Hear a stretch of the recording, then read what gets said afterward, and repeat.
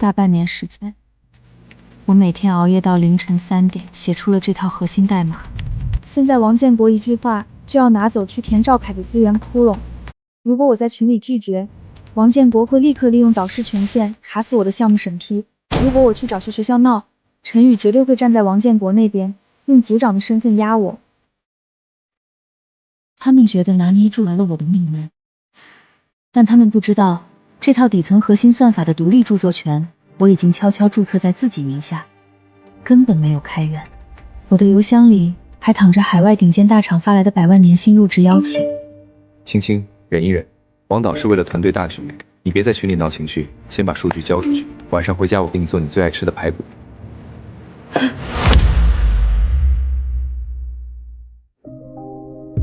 我看着屏幕上的排骨2个字，8年了，每次他让我让步都是这套说辞。我没有回复，找到那个名为浅层测试数据的文件夹，总共150个 G 的数据，这是我用实验室服务器跑了3个月才生成的浅层测试结果。真正的核心底层架构早被我封存在了没有联网的私人硬盘里，我没有任何犹豫。这台电脑里再也没有任何可以被他们直接拿去邀功的东西。林青，你在磨蹭什么？群里的通知没看见吗？马上把数据拷给赵凯。林师姐，快点吧，我还要赶着拿去汇报呢。林青，王导跟你说话呢，赶紧把 U 盘插上，别让王导等。这篇论文的所有实验和代码编写都是我一个人独立完成的。赵凯连实验室的门禁卡都3个月没刷过了，他凭什么拿1做？实验室的电脑，实验室的电费，你做出来的东西就是实验室的资产。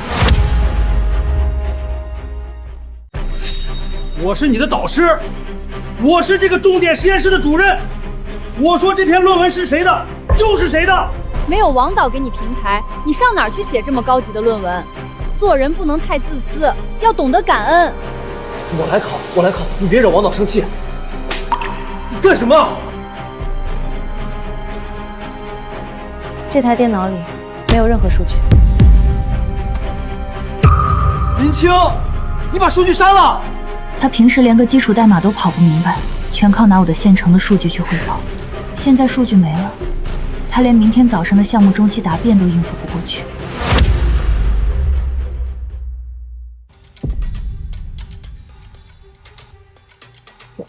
他很清楚，这套系统除了我，整个实验室没人能从零开始重新写一遍。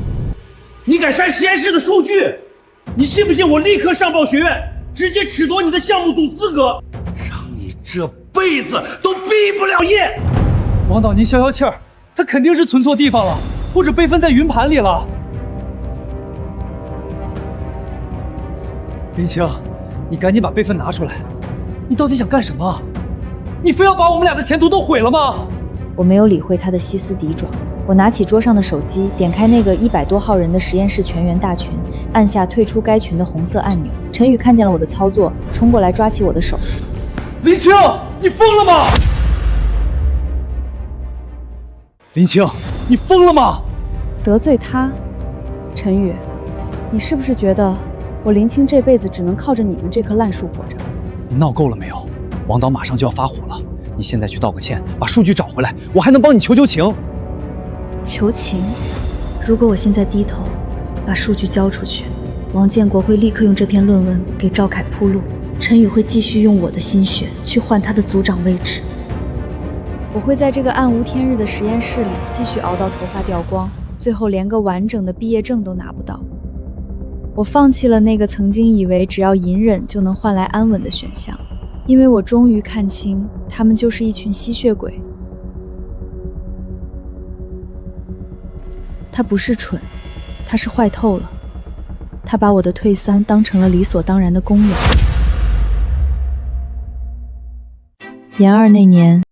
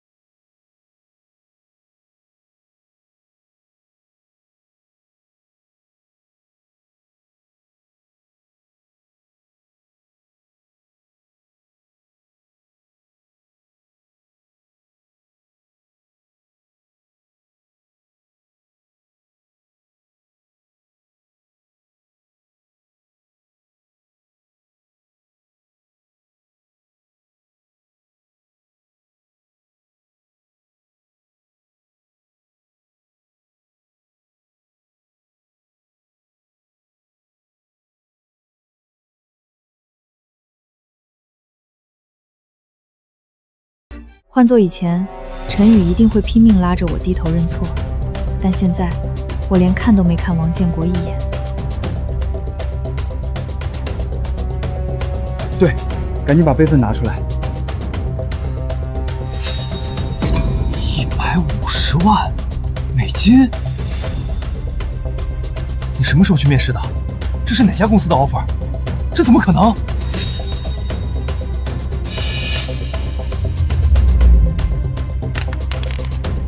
我没有理会他们的震惊，我直接点击了邮件最下方的 accept 按钮，入职确认成功。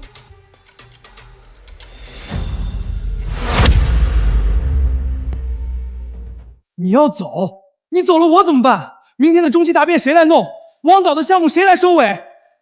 他预测到了真正的危机，没有我，他根本撑不起那个组长的位置。没有我，王建国立刻就会把他一脚踢开。青青，你别冲动，我们是夫妻啊！你拿了这么好的 offer， 我们一起去跟王导说，王导肯定会高看你一眼的。你把数据留下来，我保证，以后实验室的资源都向你倾斜。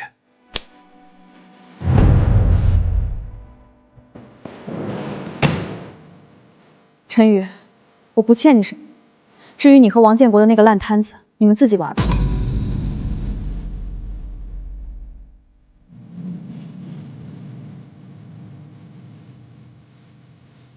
林青，你今天要是出了这个门，我们就离婚。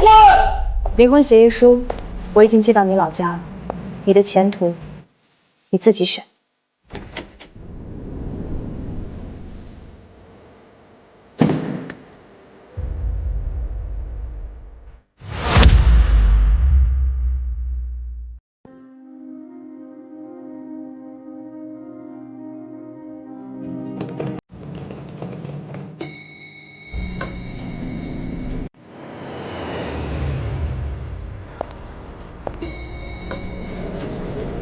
林女士，欢迎加入核心架构组，您的独立实验室已经准备好了。我在 AI Lab 全球总部大楼前拍了个照片，顺便发了个朋友圈。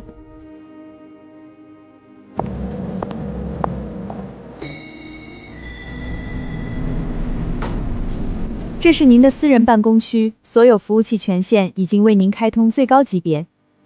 林师姐，你这是去哪儿旅游了呀？随便拿个假牌子拍照，明天答辩缺席可是要扣学分的哦。孙威在这个实验室里当了3年的混子，全靠拍王建国的马屁拿学分，他根本不认识这个英文 logo。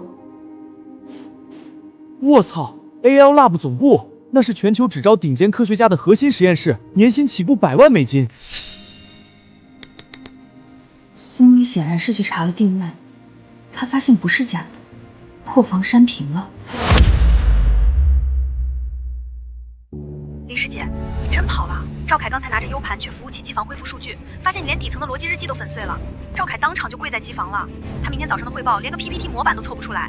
王导刚才冲进机房，一脚把赵凯踹翻了，他现在脸都是难看的，正在满世界找你。去年我高烧39度，王建国半夜打这个电话。林青，赶紧去实验室给赵凯改代码。我晚接了1分钟，他就在组会上指着鼻子骂了我半个小时。现在他肯定发现我不仅删了数据，还真的跑了。他急了，他想用以前那套威压把我吓回去。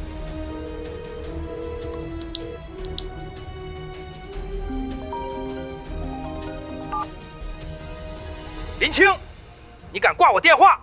你以为跑出国就完事了吗？你信不信我一个电话就砸了你在国内的饭碗，让你这辈子都别想在圈子里混？王建国，你那点权利只能在那个破实验室里耍威风，我的饭碗你够不着。林师姐，你快看，王导在群里彻底疯了。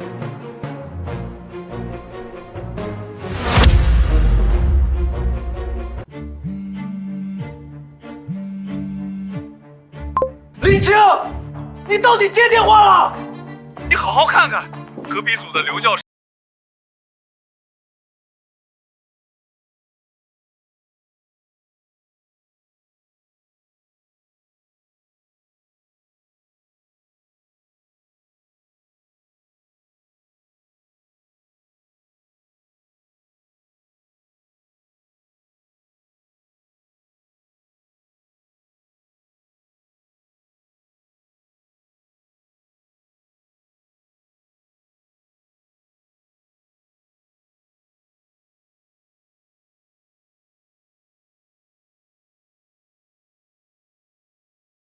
出去，王建国会立刻拿去给赵凯铺路。明天他们就会联合起来发通报，把窃取机密的罪名扣在我头上。只有把核心技术死死捏在自己手里，他们才只能像现在这样无能狂怒。陈宇，他们找你是因为他们没有我的联系方式，我早就把他们全拉黑了。你把院领导全拉黑了，你疯了！王导刚才说了，如果你10分钟内不把数据发到赵凯邮箱，他立刻报警，告你职务星战，警察会直接联系大使馆把你遣返回来。好啊，让他报。那套底层代码是我用自己买的私人电脑写的。3个月前，我已经向国家展权局申请了独立软件著作权，证书就在我行李箱里。职务侵占？你问问王建国，他给过1分钱项目经费吗？他连买服务器的钱都是从我奖学金里扣的。让他去报警，我正好让经侦查查他手里的科研经费账本。他跟着王建国管了3年整，比谁都清楚那个账本到底经不经得起查。青青，算我求你了，行不行？你能不能替我想想？我爸妈还在老家等着我升职加薪，好接他们进城享福呢。你把事情闹这么大，王导明天肯定撤了我的组长职位，我的前途就全毁了。陈宇，你是不是忘了，你现在住的那套房子，首付是我爸妈卖了老家的房子凑的。你爸妈进城，连个2手电视机都没舍得买。你的前途是你自己烂掉的，跟我有什么关系？林青，你别给脸不要脸！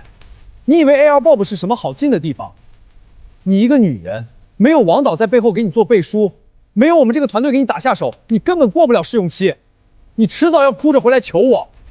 逼疯你的不是我，是你对学霸的奴性。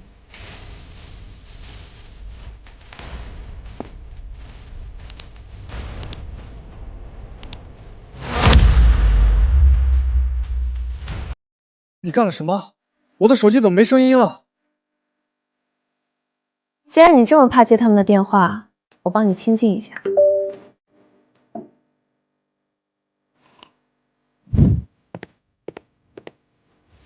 陈宇，数据要回来没有？王导，他把我挂了，我的手机也被他远程锁了勿扰。这林青是真的疯了，连陈组长都控制不住他了。王导，明天早上8点就是中期答辩了，上面派来的专家组可是要看底层建奏演示的，没数据我们全得完蛋。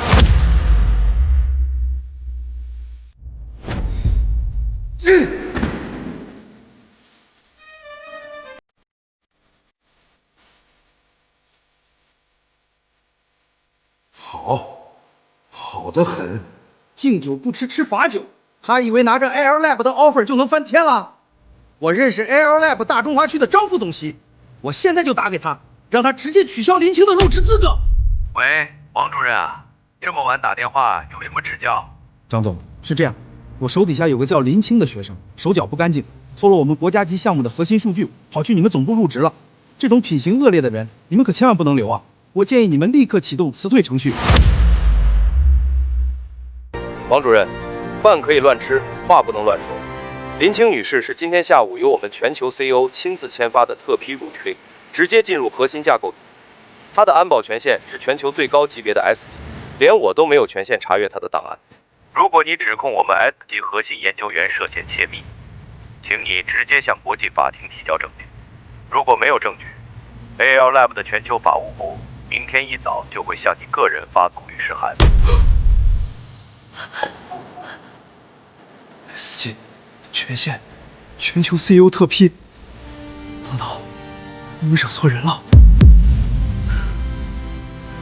他本科学籍是燕京大学的，他的本科恩师是李老师。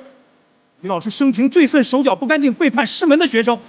我现在就给李老师打电话，我要让李老师亲自发话，把他踢出圈外。我看他以后还怎么工作。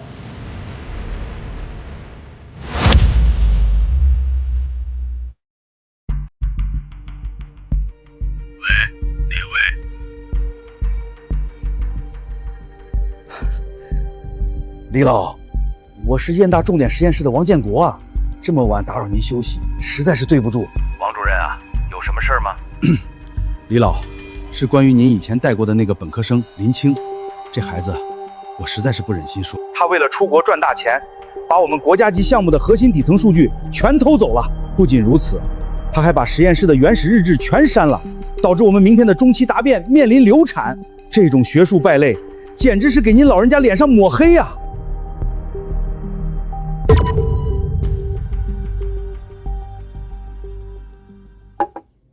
本科毕业那年，李院士亲自给我写了推荐信，把我送进王建国的实验室。王建国手里有国家级项目，能让你学到真本事。第1章是我3个月前向国家版权局提交独立软件著作权的申请回据。第2章是带有国家版权局公章和时间差的软著证书高清扫描件。第3章是王建国实验室近3年的财务报表截图，上面清楚地标注了王建国挪用我奖学金购买服务器的流水记录。李老，我王建孔建议您立刻在圈内发个联合声明，把林清彻底封杀。这种手脚不干净的人，绝对不能让他在学术界立足。你给我闭嘴！李老，您别生气，为这种学生气坏了身体不值当。我让你闭嘴！王建国，你真当我是老糊涂了？林清刚才把他的独立软件著作权证书发给我了，国家版权局3个月前盖的公章，时间戳清清楚楚。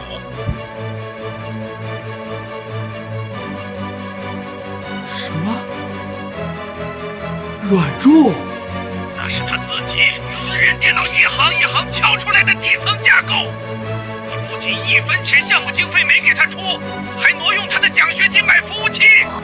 你现在反过来诬靠他窃取机密。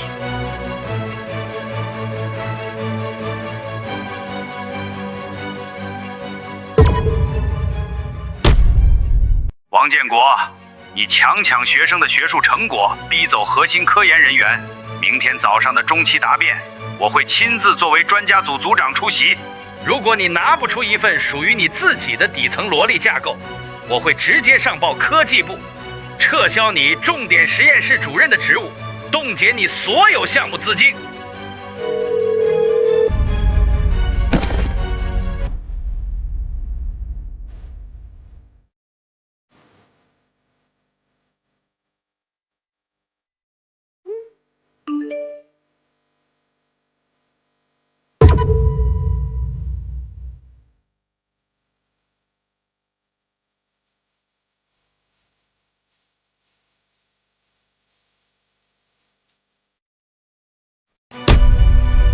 陈宇点开王建国重点项目核心群，按下了退群键。李晓的第2段视频紧接着发了过来。陈宇在国内最大的学术交流论坛科研之家的平台上发布了关于燕大重点实验室林清退组事件的公开声明。我点开李晓发给我的链接。天啊！组长亲自下场辟谣了。王建国之前不是说人家偷数据吗？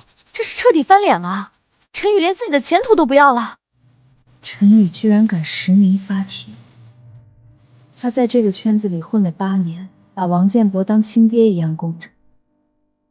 现在他发了这个声明，等于彻底砸了他在燕大的饭碗。他预判到了王建国的报复，但他还是发了。李院士的介入让他看清了王建国的底牌已经烂透了。他放弃了继续当学阀走狗的选项，试图用这种方式向我证明他还有救。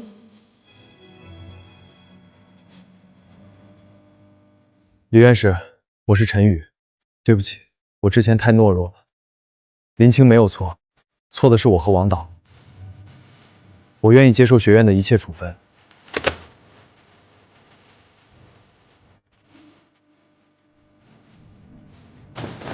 陈宇，你疯了！你发那种帖子，王导会杀了你的。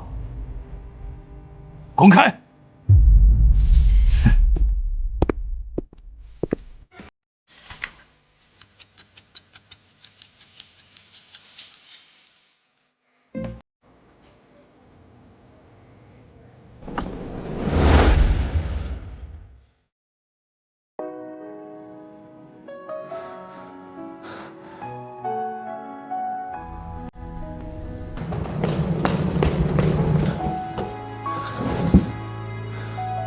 青青，我辞职了。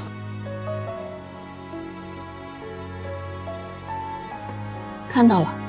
我把国内的房子挂牌出售了，我订了明天飞西雅图的机票。我在那边找了一个普通的程序员工作，薪水不高，但能养活我们。青青，我们换个城市，重新开始好不好？陈宇不坏，他只是太软弱。他长期被王建国那套权力规则洗脑，习惯了妥协。现在他终于被打醒了，他试图用斩断过去的方式来挽回我。陈宇，你长大了，但断奶断得太晚了。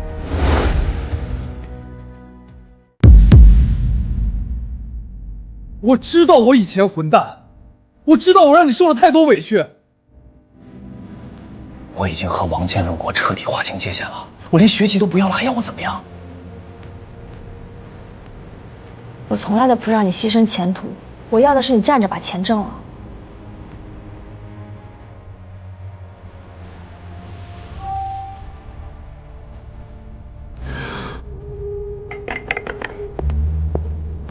你已经站得这么高，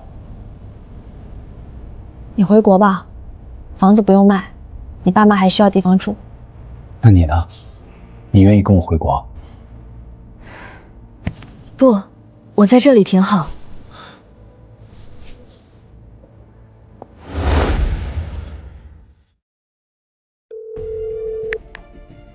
李师姐，出大事了！慢慢说。王导疯了，他为了应付今天的专家组视察，强行把赵凯写的那个半成品外壳接入了国家超算中心的接口。它连接了超算中心，没有底层算法做缓冲，超算中心的旁的数据流会直接击穿服务器的物理主板。已经击穿了，1号机房的液冷系统疯了，报警器全响了。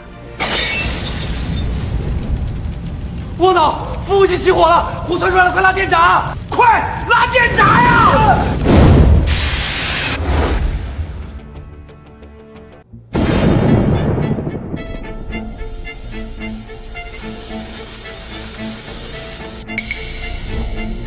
他居然真的敢直连超算中心！超算中心主板烧毁，涉案金额绝对过亿。王建国不仅面临学术生涯的终结，还有10年以上的牢狱之灾。现在只有我的原始底层代码能重构数据，帮他减轻定髓。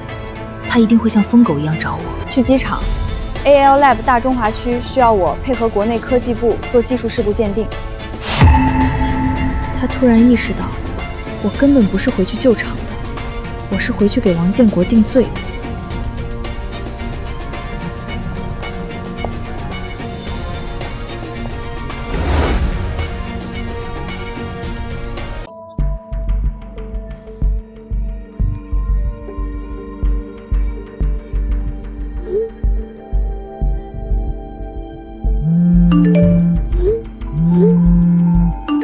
林青，你这个白眼狼，你是不是故意在代码里留了后门？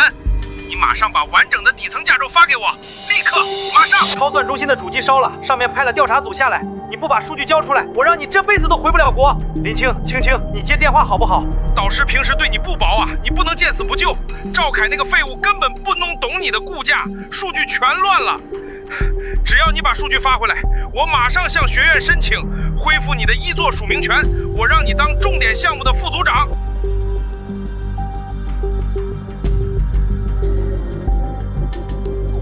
林青，我求求你了。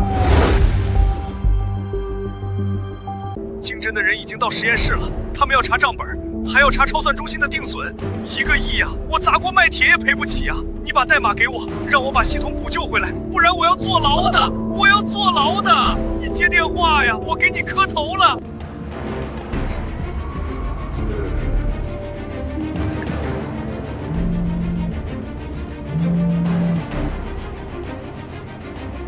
他终于清楚地意识到，那个曾经任劳任怨帮他顶包的妻子，已经彻底不存在了。现在的我，是一个可以眼都不眨地把导师送进监狱的上位者。走吧。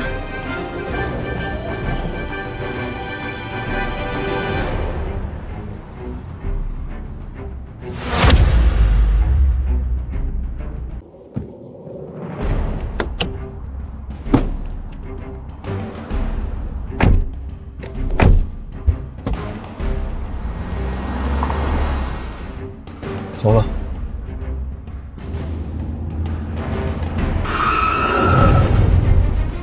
怎么回事？林总监，有人拦车。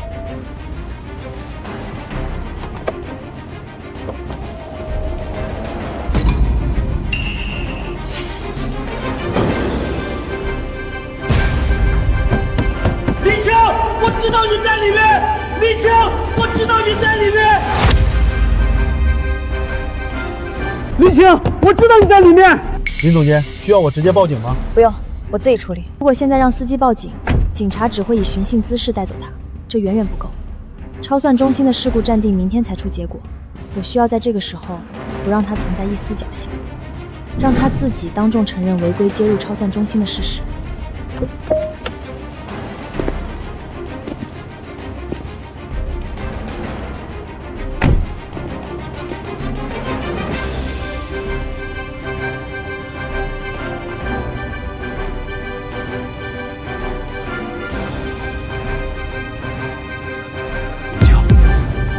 完整的底层架构代码，给我拷贝一份。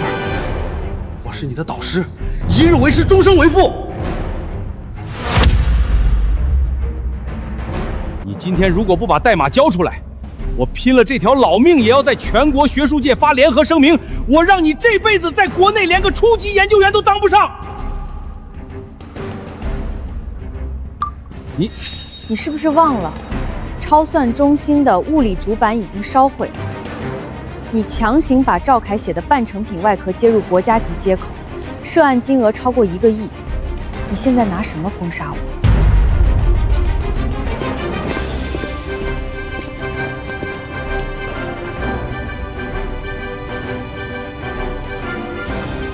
故意的！你早就知道赵凯的代码跑不通超算中心的接口，你是故意设套害我！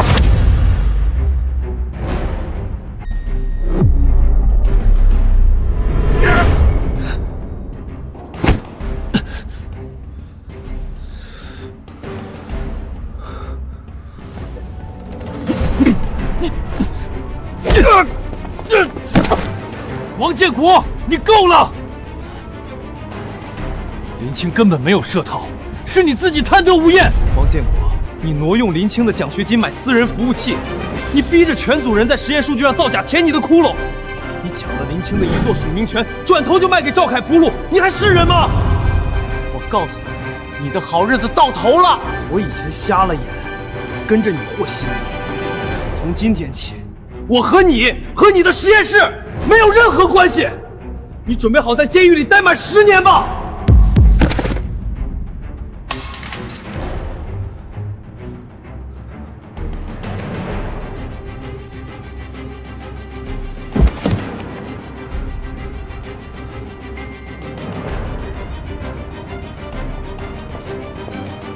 王建国，你以为你们跑不通的只是数据异常吗？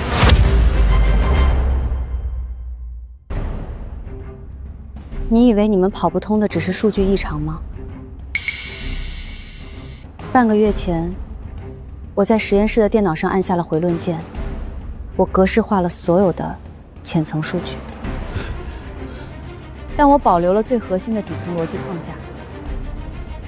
那个框架里，我写了一段自适应防御指令，一旦系统检测到未经我本人授权的外部接口强行接入，它会自动生成无限循环的垃圾数据流。你们强行接入超算中心，超算中心的物理主板不是被运算量击穿的，是被你们自己触发的防御指令撑爆的。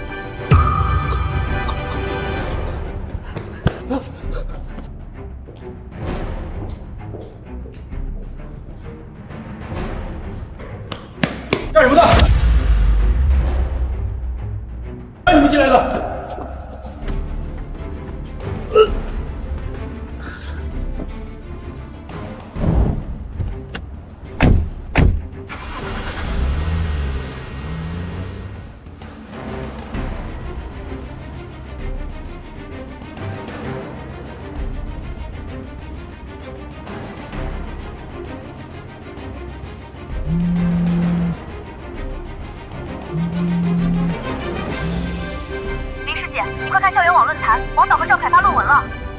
什么论文？就是你之前写了大半年那篇核心论文，他们强行用评测的假数据补全了实验结果，发在了顶级期刊的子刊上，今天早上刚刚见刊。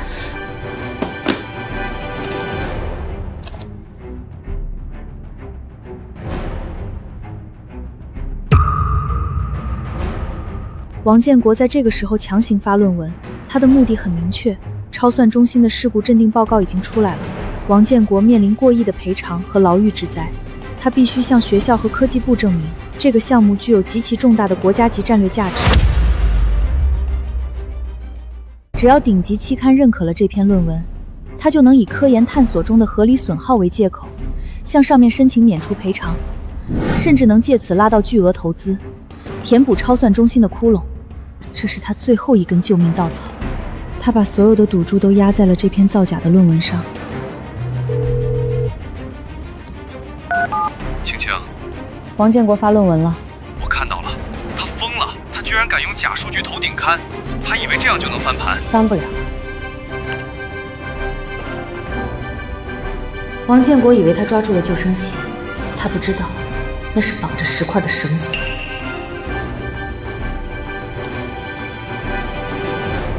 这是我半个月前在格式化实验室电脑之前向国家版权局申请的独立软件著作权证书扫描件，上面清清楚楚地盖着时间针。这是一个全球最权威的学术杂假平台，我把王建国发表的那篇论文链接复制进去，然后我把这份带有国家版权局时间差的底层加密代码比对报告拖进去。报告里详细对比了论文中的核心代码与我名下软式代码的重合率100%，并且报告里附带了那段导致超算中心烧毁的自适应防御指令的原始触发记录。这份报告一旦公开，王建坑不仅面临学术造假的实锤，他还将彻底坐实故意破坏国家级超算中心的罪名。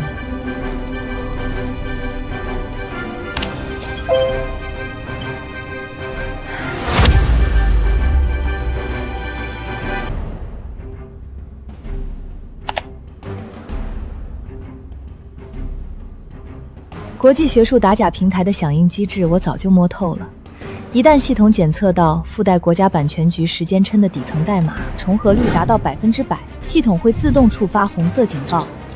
这份报告会立刻抄送给有关部门。王建国以为那篇顶刊论文是他的免死金牌，现在这篇论文成了直接送他进监狱的催命值。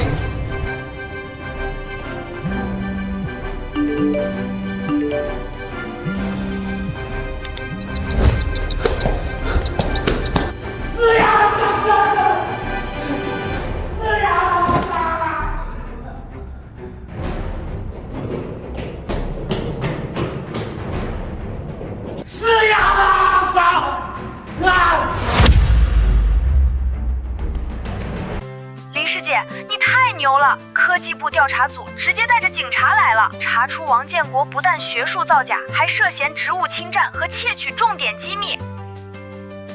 赵凯被当场开除学籍，孙威吓得连夜退学跑回老家了。晴晴，我都按你说的做了，我当众揭穿了王建国，我已经跟他彻底划清界限了。我们重新开始好不好？我以后一定什么都听你的。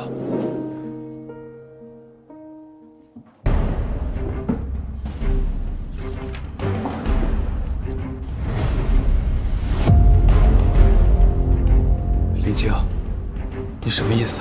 我都为了你跟王建国翻脸了，我还替你挡了那一下，你现在要跟我离婚？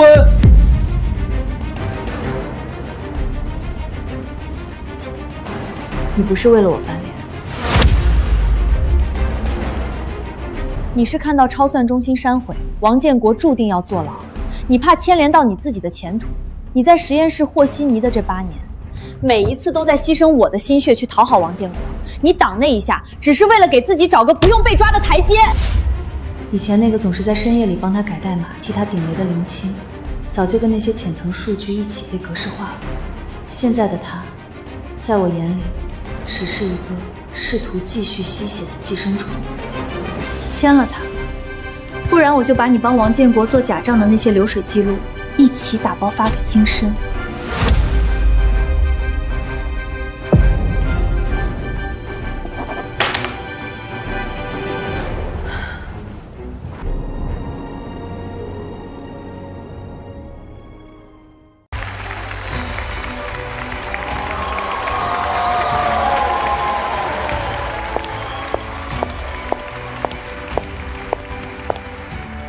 林总，国内传来的监控视频。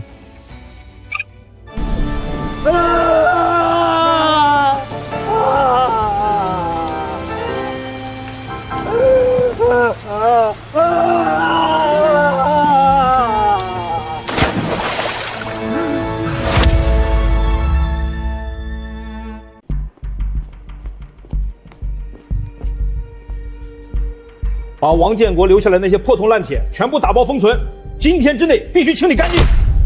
距离王建国被判刑已经过去大半年，林师姐拿到图灵创新奖的新闻还在我的手机笔长上亮着，而我作为当初那个只敢在暗处偷拍的叛徒，被分到了赵明远的克敌组，成了一个连大气都不敢喘的隐形人。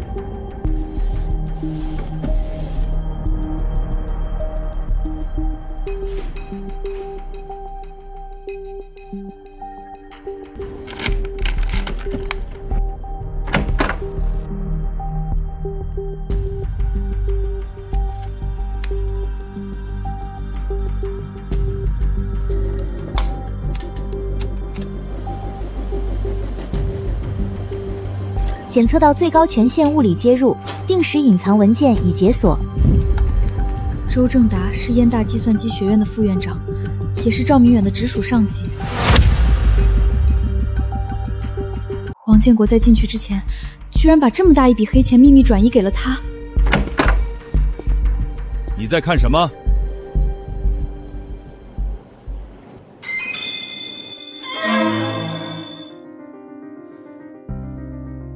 周院长，出事了！旧服务器里有东西弹出来了。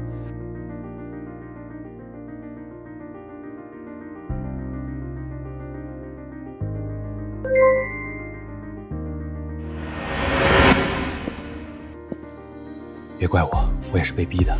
你收拾东西去一趟副院长办公室吧。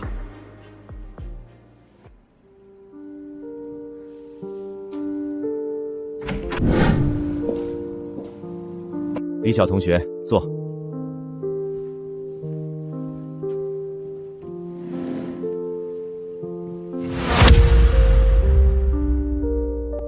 王建国的事情对学院的影响很恶劣，学院现在必须进行彻底的学术整治。你作为他曾经的学生，处于风口浪尖啊。为了减轻你的心理压力，我建议你主动申请休学1年。回去好好调整一下状态，这对你、对学院都好。我在实验室的100多天，都是躲在实验室的角落，看着林师姐被王建国无情压榨，我什么都不敢做，只会拿着手机在桌子底下偷拍。看看你做的什么东西！甚至连站出来说一句话的勇气都没有。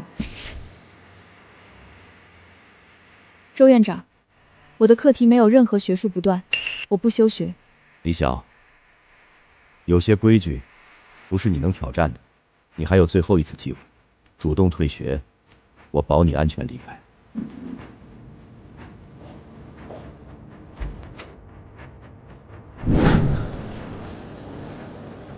卡片已封填。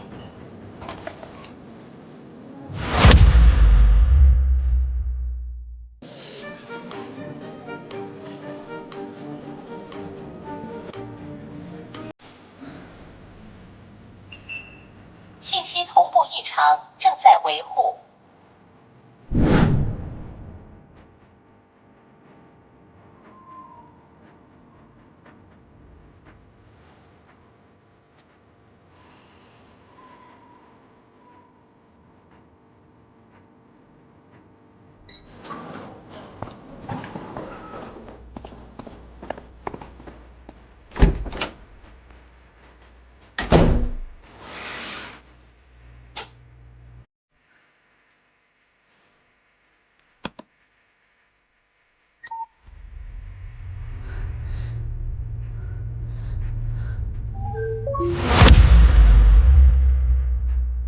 一个输入密码的对话框弹了出来，我试了王建国被抓的那天日期，密码错误；我又试了赵明远接手宽慰4赌的日期，还是错。不会只剩这一次机会了吧？我突然想起林师姐最后一次离开实验室那天，桌上只留了一张 AL Lab 的入职通知书。U 盘读出来了，3个课题方向，还有2个独立文件，一个是 AL Lab 内推备用码，另一个是留给我的录音。这不是残缺的废稿，这是一整套极其完善的底层逻辑推演。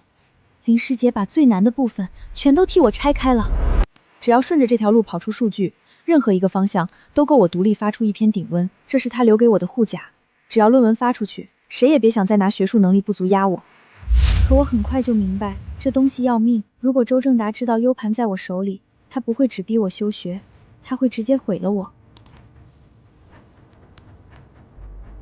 李晓，如果你打开了这个 U 盘，说明你终于不想再当旁观者了，也说明你被逼到了墙角。王建国只是明面上的脓包，真正的脓根在更深的地方。我不知道那个人是谁，他早就猜到了，但你会比我先看到。他连这一步都算到。你要做的只有2件事：第一，用这3个课题方向里的任意一个，在3个月内独立发出一篇论文，让任何人都无法用正当理由开除你。第二，拿到实锤证据后，你自己按下举报键，我不会替你出手，我只负责确保你按下之后，天不会塌下来。他把退路都替我铺好了，100多个日夜，我都躲在实验室角落里，看着林师姐被王建国压榨，我只敢拿着手机在桌子底下偷拍，连站出来说一句话的勇气都没有。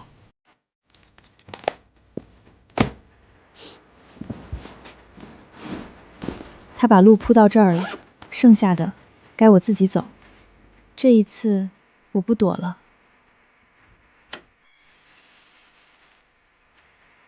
李晓同学，周院长也是为了你好。我不能让他看到我的破绽。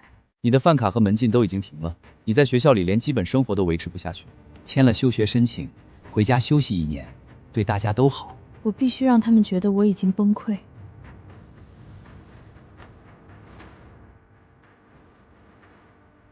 他已经相信我了。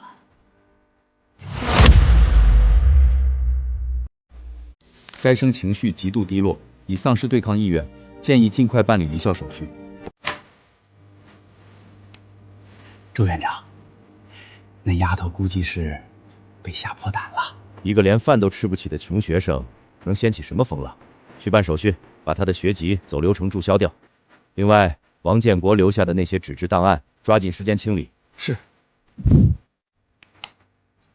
这套彻底断网的微型运算环境，足够我复研林师姐课题 A 的核心实验数据。接下来的2周，我白天在校园里游荡，假装去教室处询问休学流程，实际上我都在盯着周正达的行踪。我发现了一个规律，每周3下午3点，他都会提着一个上锁的棕色公文包走进办公楼地下1层的学院档案室，他在加速销毁最后的物理证据。第3周的周5，市中心公共图书馆，我坐在角落的免费阅览区，连上图书馆的公共 WiFi， 打开一家海外顶级计算机期刊的投稿页面，我注册了一个全新的加密邮箱，将跑完数据的完整论文多进上传框，署名栏里只有一个名字李晓。我点击提交按钮，看着屏幕上弹出绿色上传成功提示，拔出 U 盘，转身离开图书馆。发件人是期刊编辑部，我握着鼠标点开邮件正文，视线定格在第1行加速的硬并字上 Review result accept with minor reaction。 我死死盯着那个 accept， 双手控制不住的剧烈颤抖。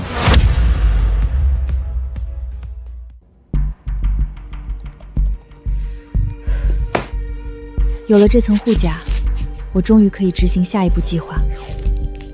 现在轮到他们怕了。这2周，我都低着头在教务处和档案楼之间来回走动，假装去问休学流程。其实我每天都在盯着周正的行踪，摸清了他的规律。每周3下午3点，他会准时拎着棕色公文包进入地下1层的档案室。他每次停留40分钟，我只有中间的20分钟。下午2点10分，我避开走廊监控，钻进档案室隔壁的废弃杂物间。杂物间和档案室之间连着一条通风管道，走廊传来脚步声。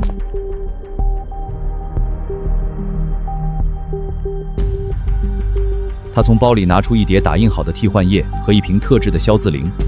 周正达翻开王建国的原始账目流案，他的手抖得很厉害，用棉签蘸着消字灵，一点点涂掉表格格上的周正达3个字，然后在替换页上写下宏宇科技咨询公司。抓到了。20分钟后，我靠着冰凉的墙壁滑坐在地上。我终于知道这1年的服务器费是谁出的，原来是你，你一直都在。第2天上午10点，学院1楼大厅的电子通告廊前围满了人，第1排赫然写着我的名字和论文标题，独立一座。现在该他们乱了。下午2点，周正达紧急召开全院学术纪律专项会议。无法无天！李晓同学在接受学术不短复查期间，未经学院批准，擅自以学校名义向海外投稿，这是严重的违规行为。我提议将李晓的处分从暂停课题直接升级为建议开除学籍，3天内必须走完审批流序。他是真的急了。有些人以为发了一篇论文就能翻天，学术规矩不是一篇论文能救得了的。你还有最后一次机会，主动退学，我保你安全离开。周院长，我不会退学的。我把拍摄的全部视频文件、影子账本的截图以及整理好的时间线证据链全部拖进一个新建文件夹，点击压缩，文件总大小 2.7G， 实名举报的入口就亮在我面前。我没有立刻点下去，那个号码，我犹豫了整整1年。这一次，我敢了。李晓，师姐，U 盘我打开了，论文我发了，证据我也拿到了。我知道了。1年前，王建国在群里发了除名通知，林青一句话都没说，直接国式化了电脑。我躲在角落里，连头都不敢抬。我盯着电脑屏幕上的证据压缩包，我预参了所有的后果。只要我关掉网页，去找周正达签了退学申请，我或许还能拿着本科学历去找一份普通的工作。但如果我点下提交，周正达和他背后的整条利益链都会把我当成死敌。我转过头，看着键盘旁边那个 U 盘，我不想再当那个躲在桌子底下的废物了。发件人是燕大校长办公室，出操全校教职工和博士生。附件是 AIOP 全球法务部发来正式交涉。林青没有替我做决定，但他用最强硬的方式把燕大的天花板给我顶住了。你看见邮件没有 ？AL Lab 直接给校长发函了。李晓到底什么背景啊？能让跨国大厂为了他跟燕大翻脸？别管邮件了，快看学校论坛出大事了！我立刻打开浏览器，输入燕大内部论坛网址，置顶的第一条帖子已经被顶成了深红色，标题：李国华院士实名举报计算机学院副院长周正达。帖子里附带了一张高清照片，是一封亲笔签名的举报信。信件的收件方是中央纪检监察组驻教育部纪检监察室。信中明确指出，周正达涉嫌吞3000万灰色科研经费，并附带了影子账本的第2副本，寄出时间是昨天下午，送达时间是今天深夜。我看着那个账本副本的截图，林青在1年前就已经把所有证据备份交给了李国华院士。他什么都知道，他只是在等一个敢于站出来的人。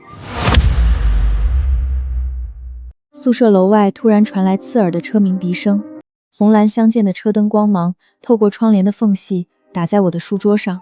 我转过头，看向电脑屏幕右下角的时间，深夜11点58分，距离周正铎设定的3天审批截止时间还剩最后2分钟。我把视线移回屏幕正中央，纪检监察举报平台的网页亮着， 2.7G 的证据压缩包已经显示上传成功，我的身份证号码和真实姓名清清楚楚地填在实名举报栏里。拿到实锤证据后，你自己按下提交键，我不会替你出手。我只负责确保你按下之后，天不会塌下来。我做到了。屏幕中央跳出一个绿色的对后提示，您的实名举报已成功提交。48小时后，下午3点，3辆印着纪检监察和经侦字样的白色面包车已经停在了燕大计算机办公楼前。他们下车后快步走进了办公。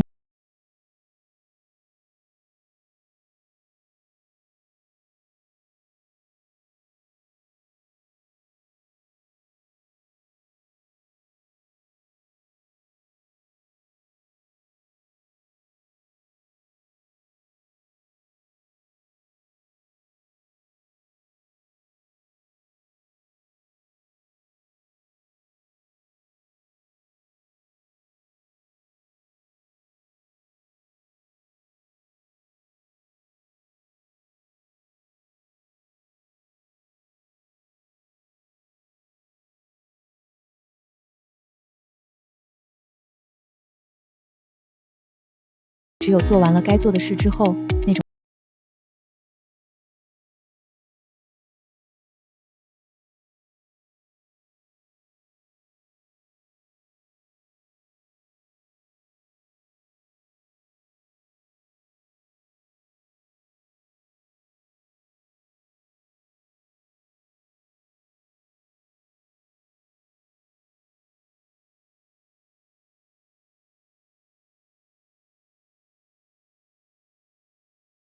毕业典礼结束，手机屏幕突然亮起，发件人林青，没有文字，只有一张照片，便贴上写着2个字：你的。